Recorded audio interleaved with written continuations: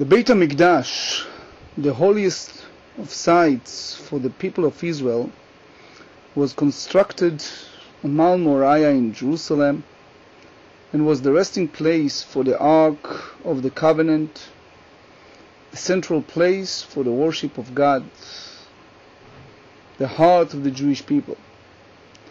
As the Torah tells us, 3 times during the year, on Pesach, on Shavuot and Sukkot, the Jewish people will make the Aliyah LaRegel, the pilgrim, to the Beit Hamikdash, the temple, and offer sacrifices and prayers in gratitude to God. The Beit Hamikdash, the Holy Temple, was built twice. The first time was by King Solomon. According to Jewish sources, the temple stood for 410 years before it was destroyed by the Nebuchadnezzar, the king of Babylonia, in 586 BCE. The second temple was built during the return to Zion by the exiles who returned from Babylonia, with the encouragement of the prophets Chagai and Malachi, and with the support of the Cyrus, the king of Persia. At a later date, near the end of the 1st century BCE, King Herod repaired and virtually redesigned the temple. And our sages, Chazal, said, whoever was not seen the structure of Herod has never seen a splendid structure. The sages calculated the second temple, and they told us that it stood for 420 years until it was destroyed by the Romans in 70 CE. So again, the first one is 410, the second one it's 420, and destruction was at the 70 CE. One of the great achievements of the Hashmoniam revolt was the renewal of worship in the second temple.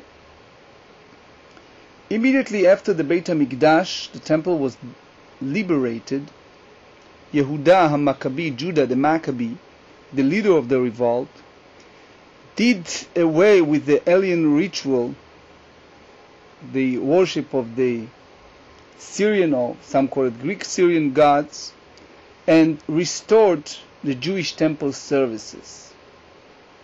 It is our belief that on the 25th day of the month of Kislev, which is 164 BCE, some said 165, he rededicated the temple in a festive public ceremony.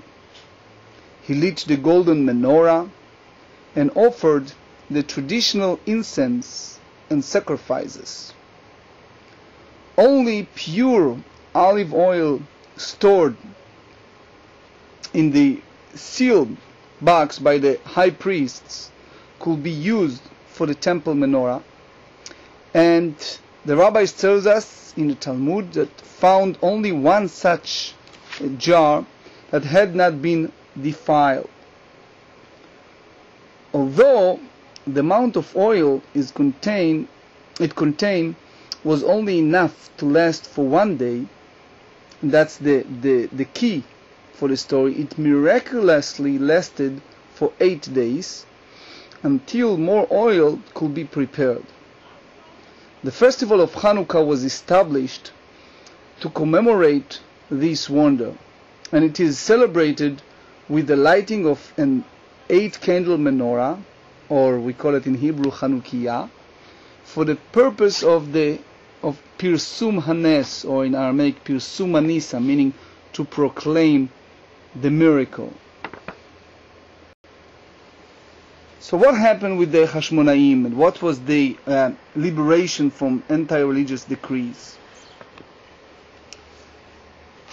Part of that is from the famous book, the book that it's called the Sefer Maccabim, the book of Maccabees, and other sources is either from the Talmud or the Josephus. The Hashmoniim, this group of the people, religious, observant people, the Hashmoniim revolt broke out in 167 BCE, following an intensification of efforts of the Greek rulers to force their Hellenistic culture upon the Jews.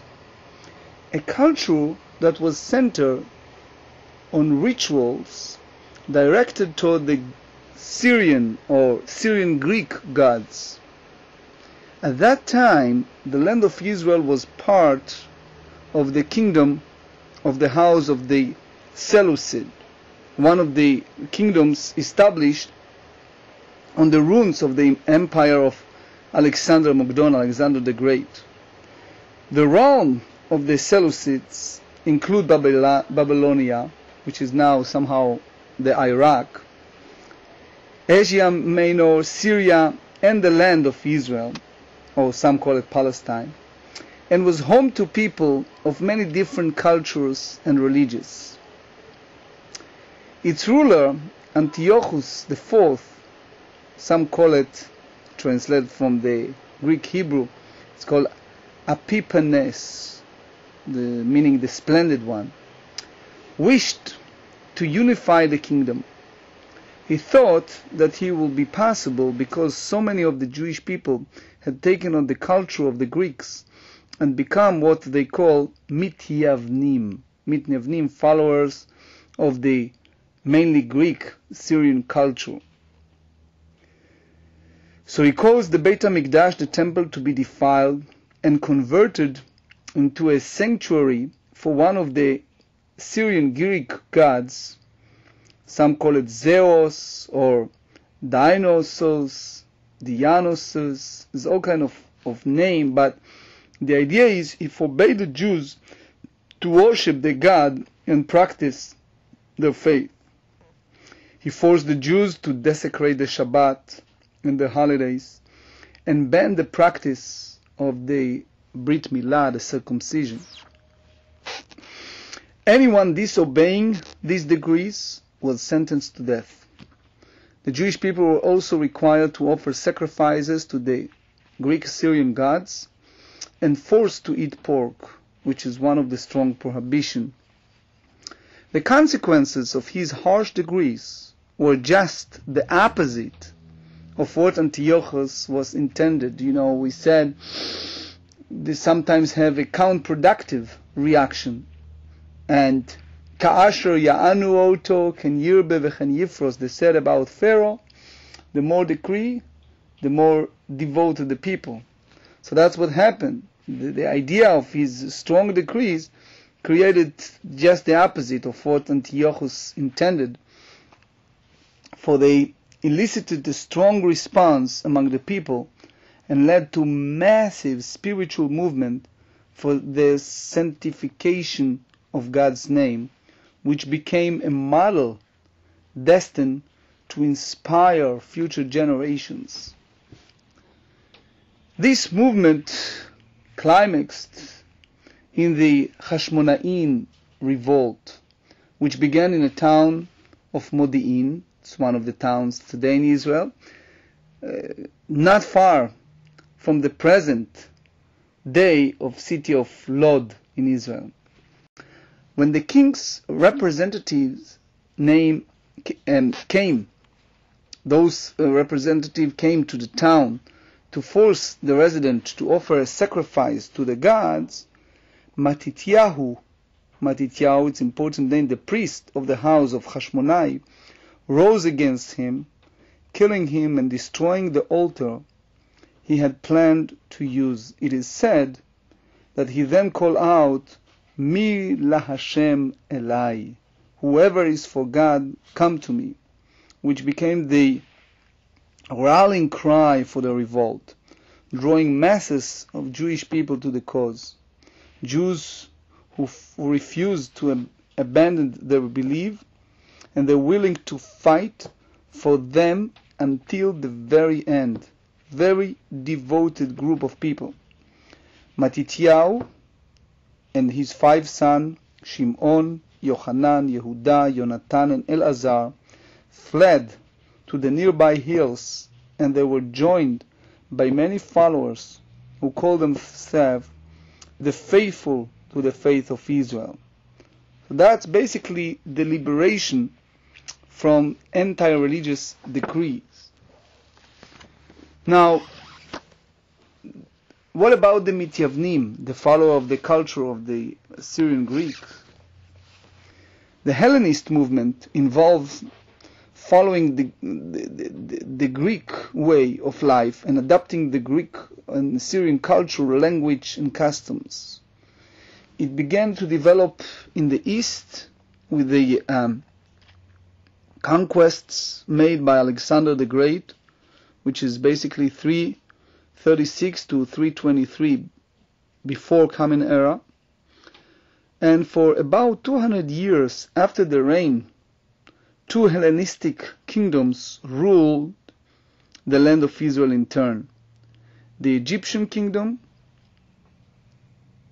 of Ptolemy and the Syrian kingdom of Seleucid. So elements of Jewish society were also influenced by the Hellenistic culture of the times, especially the upper classes in urban areas.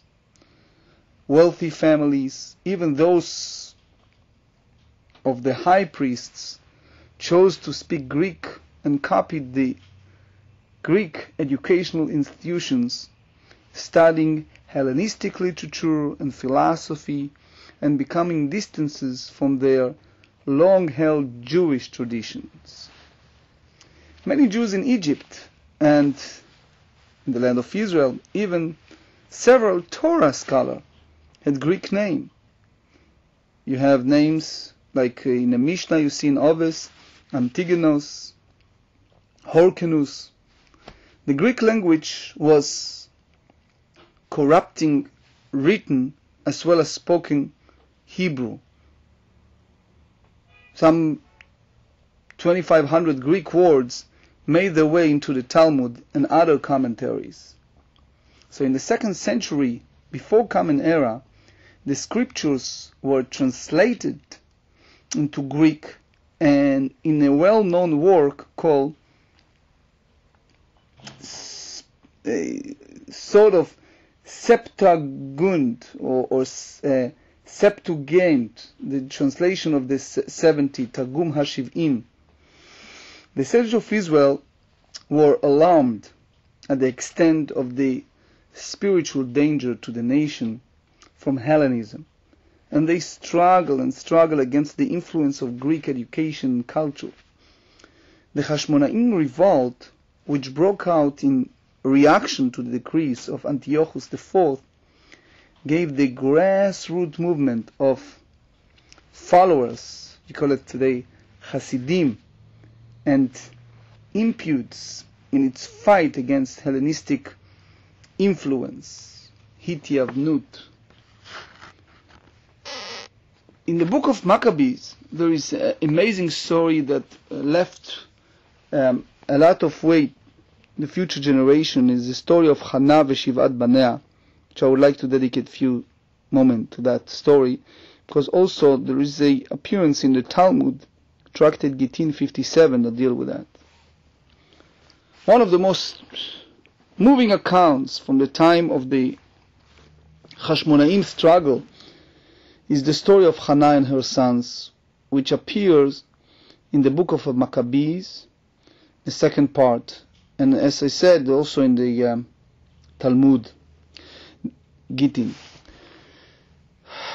It's 57. The story tells of the bravery of a Jewish mother and her 7 sons Kiddush Hashem, who refused to bow down to an idol and so died in sanctification of God's name, Kiddush Hashem. The king's emissaries rounded up the family and tried to convince each of the sons in turn to transgress Jewish law by bowing down to a tzelem, to a statue. They all refused, and one son after another, they were tortured and finally killed before the mother's eyes.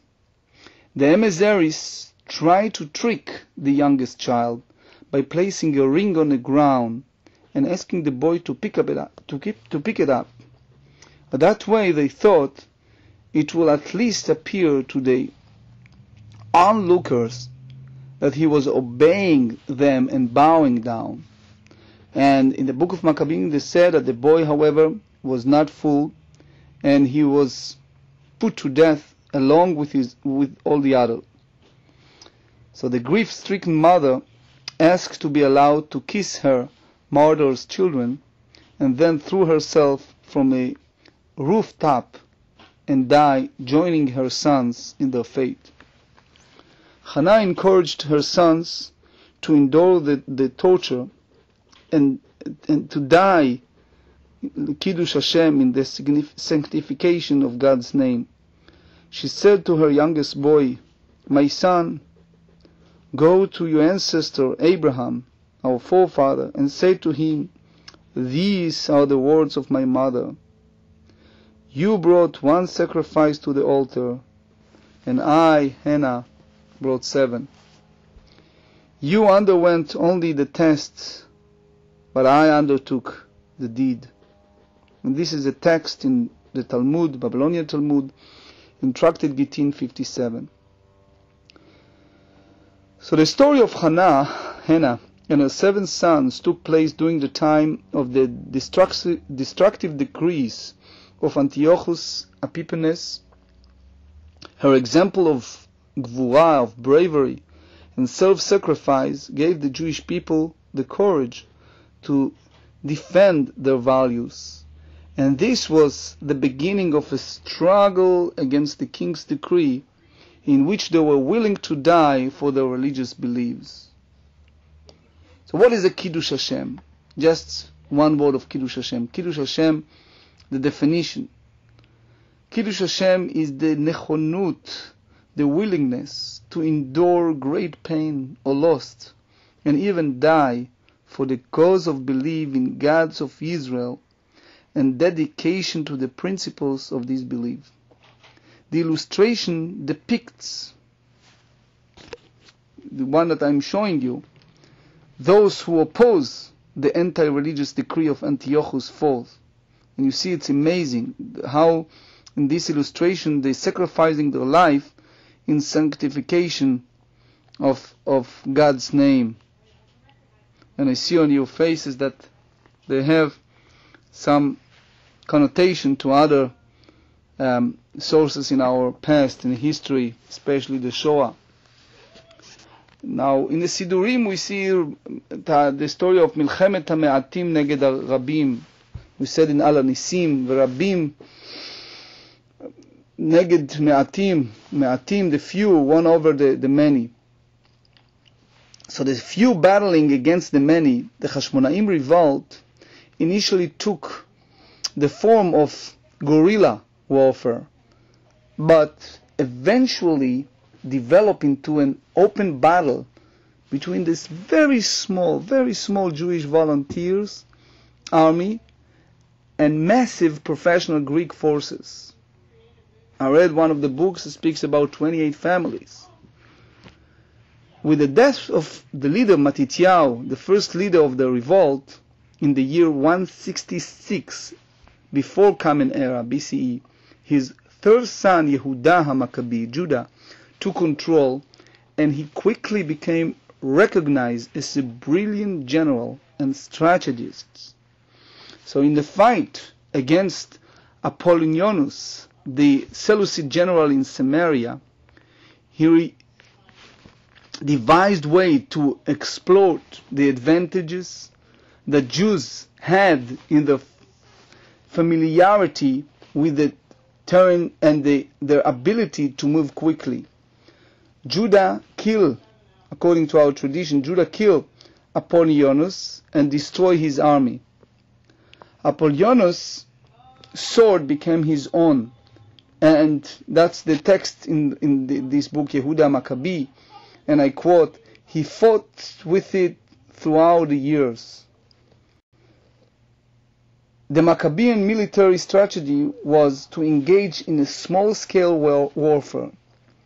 They were raid in towns in Judah, destroy the altars which the Mityavnim, those Jews that somehow convert to Greek Syrian, had erected, and persuade the residents to raise up against the Syrian Seleucid regime and against the Mityavnim, the Jewish people who become part of their culture in Jerusalem. He fought 3 major battles before the Beit Hamikdash was liberated. The Battle of Beit Horon in 166 BCE. The second one was the Battle of Emmaus in 165 BCE. And the Bet Zur battle in 165 BCE, at the conclusion of which the temple, the Beit Hamikdash, was regained. Judah led the revolt for those close to 5 years until he fell in battle near Elasa, which is in close to the south, in 161 BCE. His brothers led him to rest alongside his father in the city of Modi'in.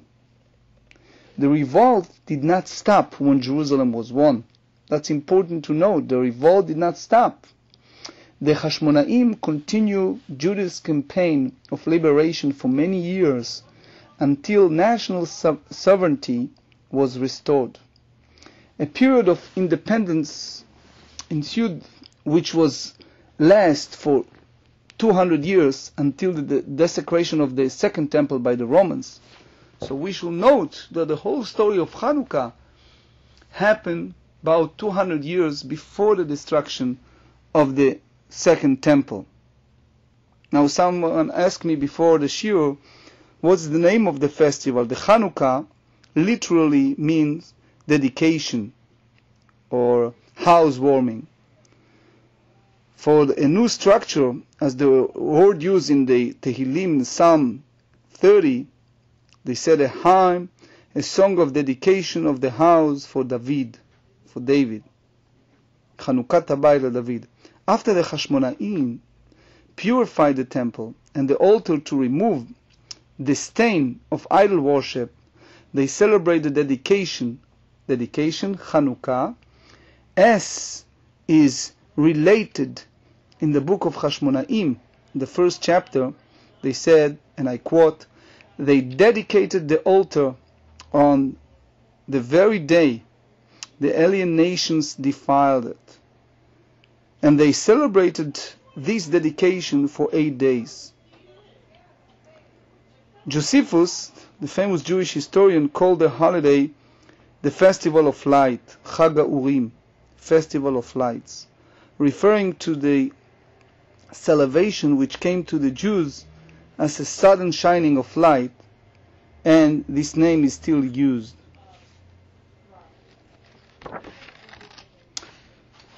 Now, a little bit about Hashmonaim and Hashmoniam Dynasty. The Hashmonaim, the Hashmonides, they led the Jewish revolt against the kingship of the Seleucids. They freed Judah from the yoke of strangers and held on to the rule and the priesthood during a period of independence in the time of the Second Temple. This golden age lasted from 165 to 37 BCE. For 5 generations, the Hashmoniam Dynasty was at the center of Jewish history. At first, the house of Hashmoniah was received enthusiastically by most Jews, with the exception of the extremists, the Mityavnim. The Hashmonaim were a symbol of a national movement by which the salvation of Israel was brought about. As they became more established, however, for sure opposition arose, especially from the extremes among the followers or Hasidim, and from the religious scholars, the Prushim, the Pharisees. They demanded that the Hashmonaim limit their sovereignty to the political sphere, and that the responsibilities of the high priesthood be left to descendants of the Aaron, the biblical Aharon. Some also oppose the concept of kingship for the Hashmonaim, for in their eyes kingship was reserved exclusively for the descendants of house of King David. So the conflict was not resolved until the time of Queen Hashmoniam Dynasty. By the way, in Jerusalem there is a street on her name, her reign was between 76 to 67 BCE, who carved out a compromise plan with the Pharisees, giving them a measure of power in the kingdom. Traditions and practices which they had established became law. So from a historical point of view, it is clear that the achievements of the Hashmoniam dynasty had a long-lasting impact on the status of the kingdom of Judah, which was placed on a map culturally and transformed from an arid stripe of the land to the kingdom stretching from El Arish in the south of Antioch in the north to the north of Israel. You asked me a question about the Judah. So you asked me a question about Judah the Maccabi, why that name and why Judah the Maccabees. Well, there are several explanations. I'll tell you the most traditional explanation, that Judah was giving this name because of his bravery. The actual meaning of the word is not known. Some say that it is a acronym for Mi Kamocha Ba'elim Hashem, which is in the Shirat Hayam, who is equal to you among all the forces, O Lord. It's in Exodus 15:11. This was the verse which the Maccabi soldiers inscribed on their flags. Maccabi also stands for the Matityahu Kohen ben Yochanan. Matityahu Kohen ben Yochanan is all Mem, Kaf, Bet, Yud. Matityahu, the priest, son of Yochanan. Some are of the opinion that the name is derived from the word Makevet, which means hammer, symbolizing the way in which Judah smote the enemies of Israel as a mighty hammer. And you see that even in Israel there is a beer company, and there's a soccer or a group, like football group, that they call themselves Maccabi in Tel Aviv and Haifa. Judah Maccabi succeeded in the crushing the mightiest of the Greco-Syrian forces, because his tactic exploited the fact that his men could move quickly and surprise the far stronger enemy in the narrow mountain passes. When the enemy forced enter a pass, they were ambushed and they lost their advantage.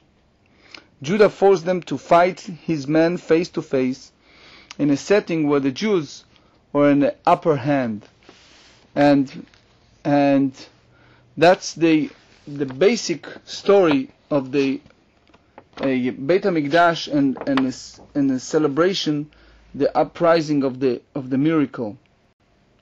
And let me quote a text from the book of Maccabees, the second one, chapter 10, and I translated from Hebrew to English in my very best.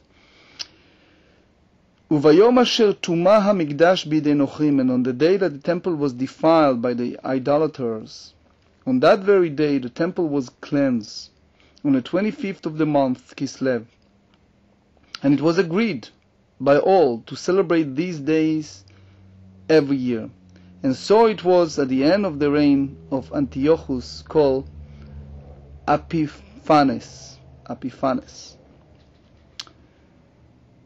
So, between all of that and a famous text in the Gemara Shabbos, Talmud in Shabbat, the festival of Hanukkah begins on the 25th month of Kislev and is 8-day celebration. The focus of the holiday is the nightly lighting of the candles of Chanukkah, which we call here the Hanukkah menorah. And the festival commemorates an important historical event in the 2nd century BCE, the Jewish revolt against the rule of Antiochus IV in the land of Israel. The revolt again began during a period of oppression nationally, economically, culturally, and religiously, and resulted in the liberation of Jerusalem and the renewal of the service in the Holy Temple. So according to our tradition, the festival was established because of the miracle of the jar of oil, which was the highlight of the re-sanctification of the temple. Now, the Rambam in Hilchot Chanukkah, Ramban of Moshe ben Maimon, 1204, time that he passed, he was from 1138 to 1204. He wrote in his book, Maimonides Laws of Chanukkah, chapter 3, Bechafhei bechodesh Kislev haya. It happens on the 25th of Kislev. They enter the sanctuary and found only one jar of purified oil. It was only enough to last for 1 day, but it burned for 8, so that there was enough time to crush a new supply of olives and prepare fresh oil. Because of this, the sages established days of rejoicing and praise of God in that generation. Candles were to be lit in the doorways of the houses each night to proclaim the miracle. Well, in that in mind, we have to think the lighting the Hanukkah, the candles, and here a simple question that people ask, and then we go to the other question that people want to go to the customs and the traditions. The first question they ask, it's about the Hanukkah geld. So basically the source of this custom is connected to the decree of the Antiochus, who forbade the teaching of Torah. In celebration of Torah learning, gifts are given to the children as well as coins. It's called the May Hanukkah. And I refer you to my book Table Talk. I talk a little long about that custom. What about the dreidel game? While the Hanukkah candles are burning and the house is full of Hanukkah melodies and foods, the children are busy spinning the dreidel or sevivon, the four-spiked top, in a game of luck which has been played for generations. 4 letters are printed on the fourth side of the dreidel. In Israel, the letters are Nun Gimel Hey Pei, Nes Gadol Hayapo, great miracle happened here. While in the diaspora, the last letter is instead in Shin, great miracle happened there. Now, yes, there is opinions that things happen with the dreidels while they escape, they afraid.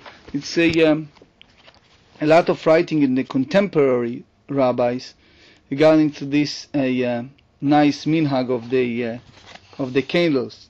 And again, as I said, I refer you to my book Table Talk. There's a special chapter, and I'm dealing with that question of the Hanukkah minhagim, the custom of Hanukkah. but basically the issue of Hallel on Chanukkah. You know, Hallel is an additional service that the prophets instituted. It is comprised of a series of psalms and praises to the Almighty. It is a service that is to be recited on the festivals, you know, Sukkot, Passover, Rosh Chodesh, Shavuot, and times when Israel is safe from harm. And it was recited at the splitting of the sea, at the defeat of the king of Canaan by Joshua, after the defeat of Haman by Mordechai and Esther. And we ask a question, why in a Chanukkah we do the entire Hallel, and there are several explanations. The famous one, it's because a miracle that happened each and every day of Chanukkah. Each and every day happened a separate miracle. So that's the idea of making Hallel. I would like to conclude it with a very important Nacmandies, Ramban, with Nun, with N, that dealing with the idea of the history of Hanukkah and the Midrash of Ner Hanukkah in the Ramban, and I think that it's not just uplifting and beautiful, but it's a lot of point to think. So it's a Torah portion in a book of Bamidbar. They dealing with the issue of the portion of menorah and the inauguration of the Nesi'im. The beginning of Parashat Baalotcha, it's Bamidbar 8. The Ramban said as follows. I try to translate his word in Hebrew. Lama nismecha parashat menorah lechanukat nesim. What's the reason that right after we dedicate a full parsha, the Parshat Naso, dealing with all the leaders, the presidents of the Jewish people, now we have the next one, is the rules and the portion of the menorah. So he said, Lefik shera'a ha'aron. He quoted the Tanchuma, the Midrash, from Rashi. Lefik shera'a Aaron chanukat nesiim chalsha da'ato. When Aaron saw the inauguration of the leaders, of the presidents, he wasn't happy, shelo haya imahem lo v'lo shivto, because he wasn't there, not him and not his tribe. Omar lo HaKadosh Baruch Hu, Hashem said to him, chayecha shelcha gdola mishelahem. Don't worry, you get the greatness more than they. She'ato madliku metiv et hanerot. That you're going to light the candles. That's Rashi words from the Midrash Tanchuma. So the Ramban added and he said, Velo nitbarer li, and I don't understand. Lama nichamo ba'adlakat hanerot? Why Hashem gave Aaron a word of comfort from the idea of lighting candles? Velo nichamo b'ktoret, and didn't tell him anything about the incense.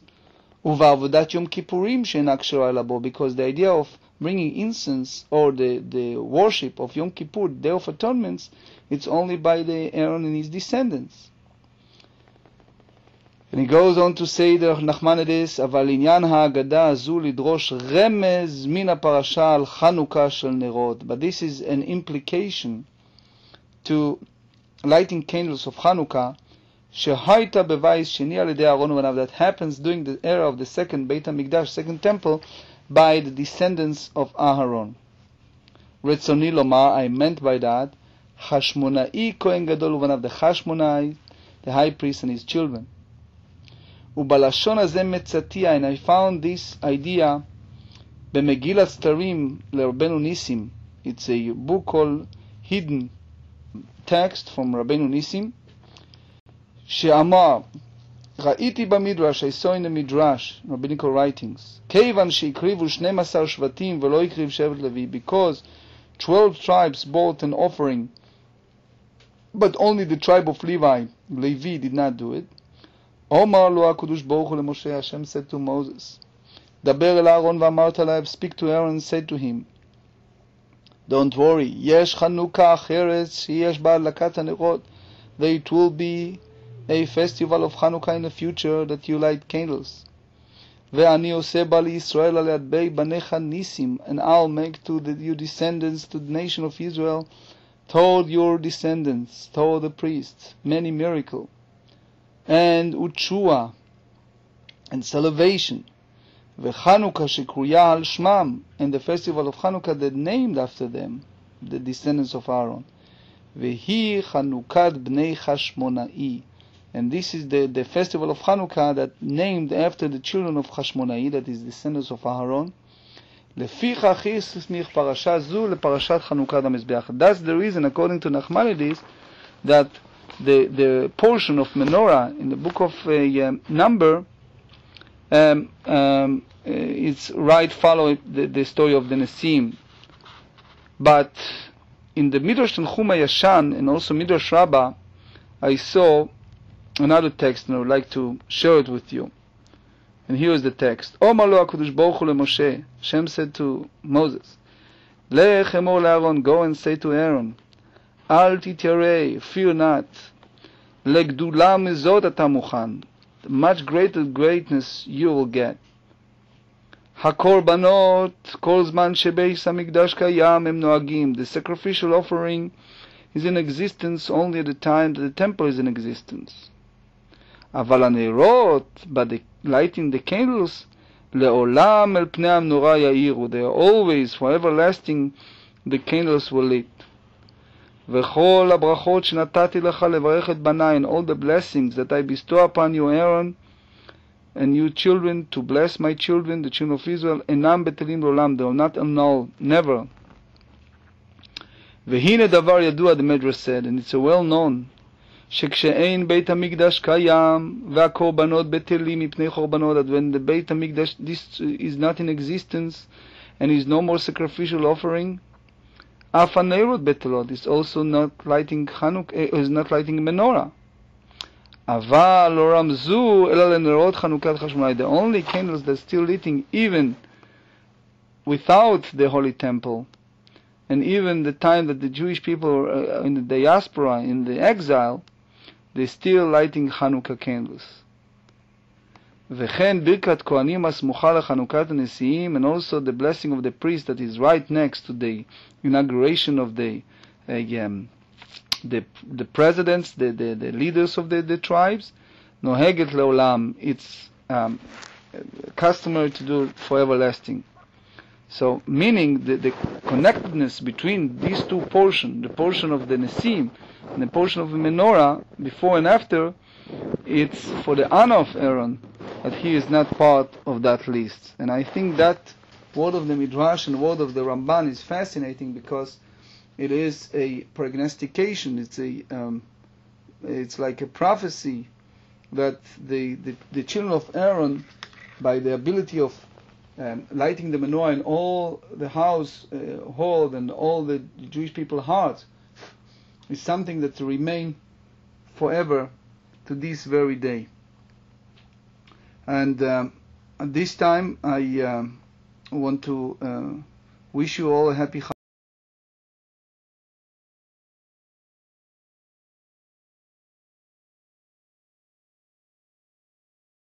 Hanukkah.